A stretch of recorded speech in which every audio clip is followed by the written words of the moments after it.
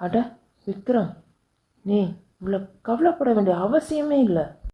நீ கீழே இருந்து முதல்ல எந்திரிப்பா. எனக்கு எனக்கு ரொம்ப பயமாக இருக்கு. என்ன நடக்க போகுதுன்னு எனக்கு சத்தியமாக தெரியல.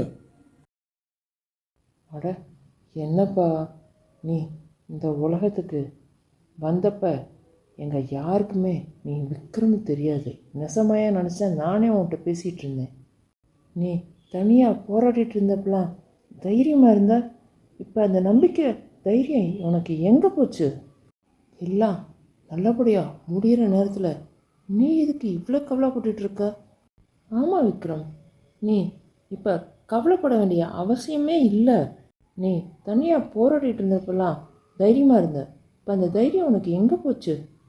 ஒரு ஆள்கிட்ட மோதி நீ ஜெயிக்கிற அளவுக்கு உன்கிட்ட திறமை இருக்கு. இப்போ நல்லாவே பயிற்சி எடுத்திருக்க. இந்த போட்டியில் கண்டிப்பாக உன்னால் வெற்றியடைய முடியும்.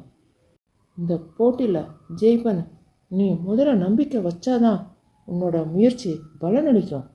அதை புரிஞ்சுக்க விக்ரம். கடைசி நேரத்தில் நம்பிக்கை இழந்துடாத.